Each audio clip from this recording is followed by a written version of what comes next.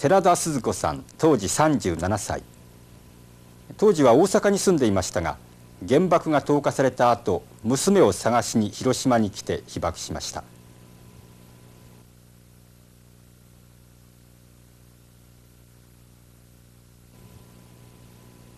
寺田さんの17歳の娘は広島に疎開していました。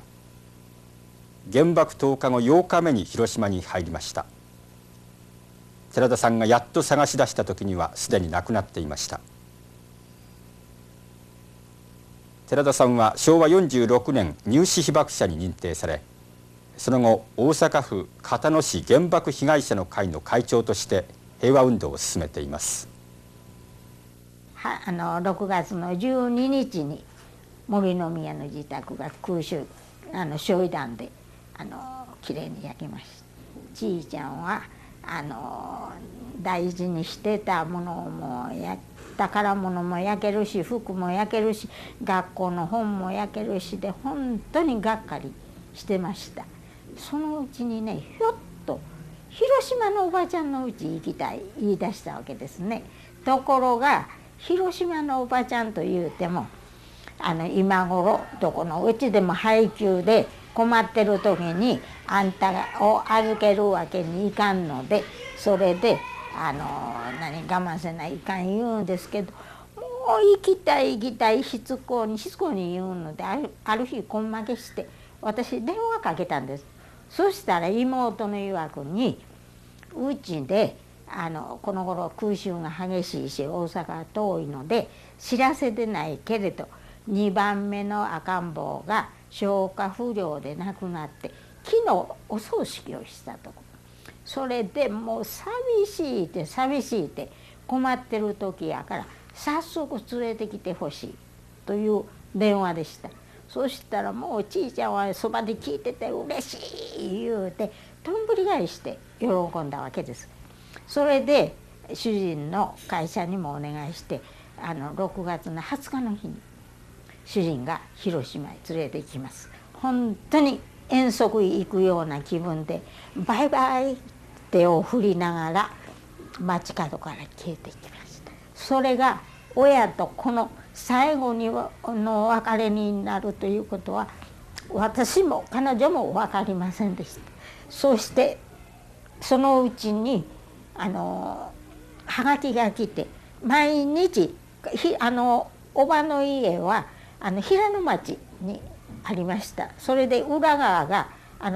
川がありますので、そこに毎日しじみを取りに行きます。そしてそれを蒸して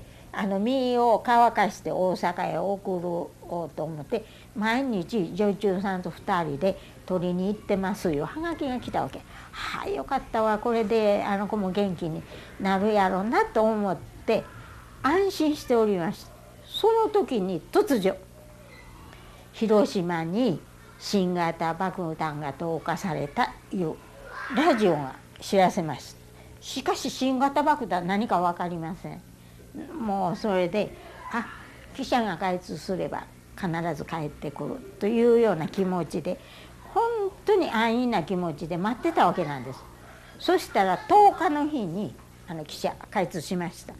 東京行きが1番出ました。それに帰りません。11日も帰ってこない。それでとうとうたまりかねて12日の日、大阪にものすごい空襲のある中を主人は鉄かぶとをかぶってリュックサックを背負って、そしてゲートルを巻いて、そして三井銀行の高麗橋支店へ聞きに行きました。そうしましたら偶然その朝広島から疲れた方が来ておられて、それでお気の毒ですが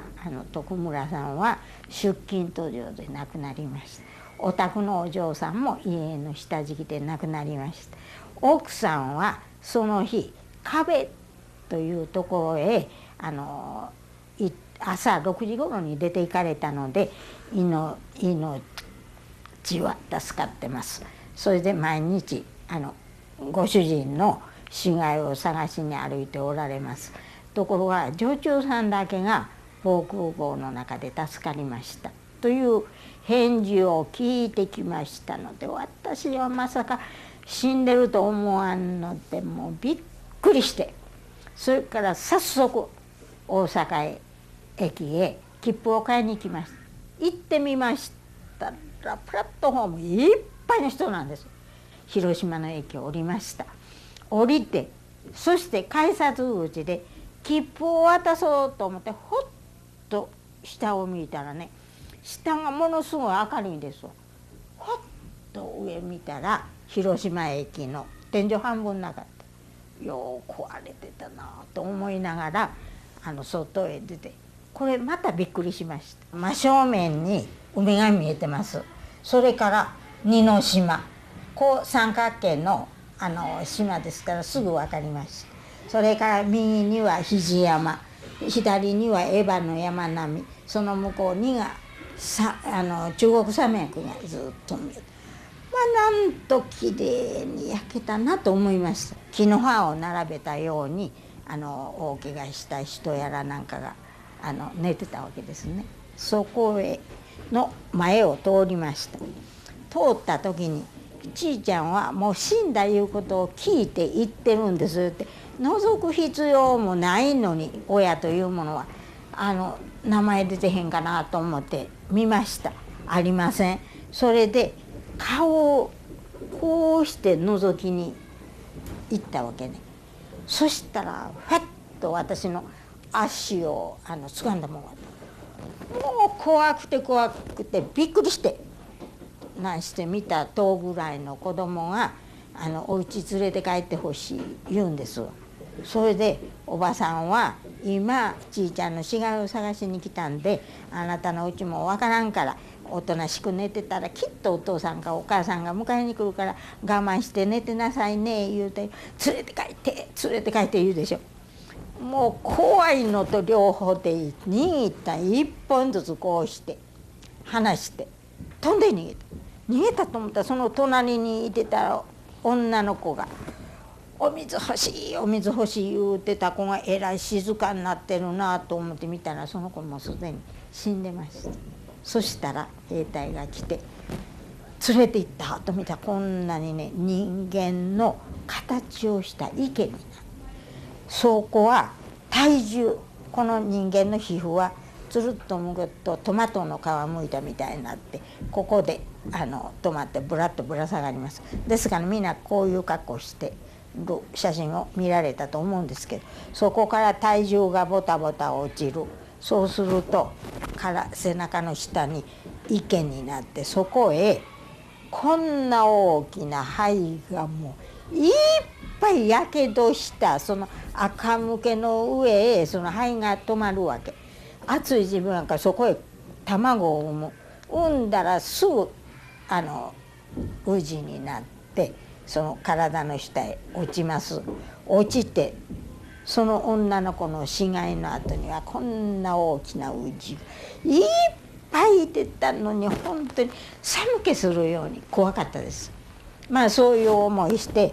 飛んで逃げて、それから銀行へ行ったわけなんですけど、もうその時の子供の恨めしそうな顔、それから人間が生きながら腐っていく匂いですから、ものすごい広島のシチューは悪臭が立ち込めて、それで私は鼻で息せんと口で息することを覚えて、そして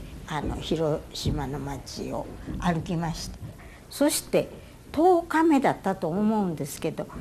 それも男か女か忘れたんですけど、誰かが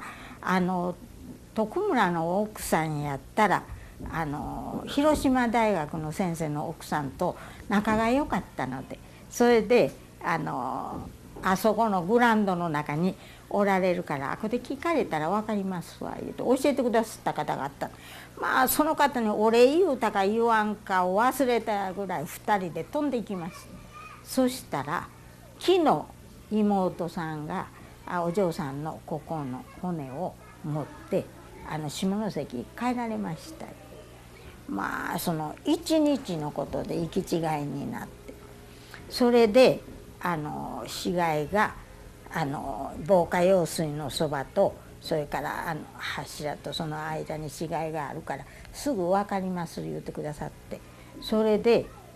行ったわけです。そしたらなるほど防火用水のそばに死骸があったんですけど、それがねまだ生焼けなんですわ。それは片方はコンクリートのこんな分厚いなんで中に水が入って蒸発するまでは冷たかった。こちらは柱で五寸柱やから、その上側は燃えてても下がね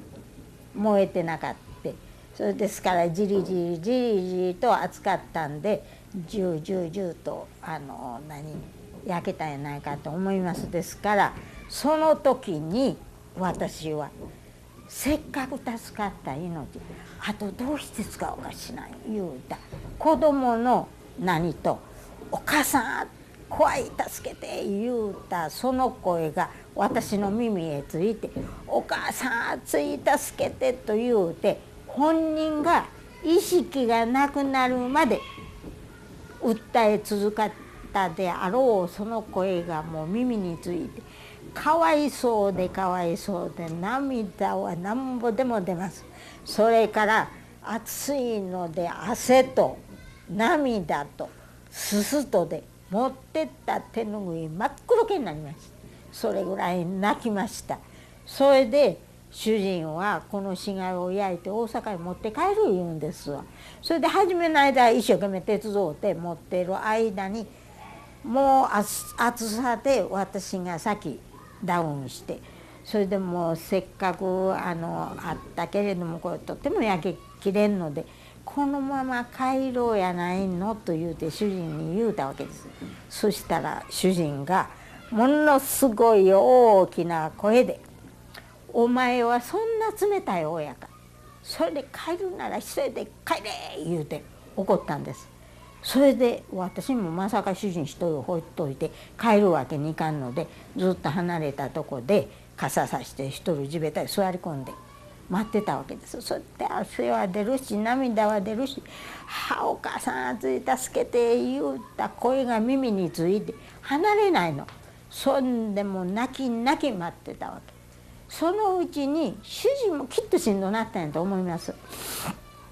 もう諦めた。それでお骨を持って帰ってくれてるから下関行こうやないか言うので下関に参りまし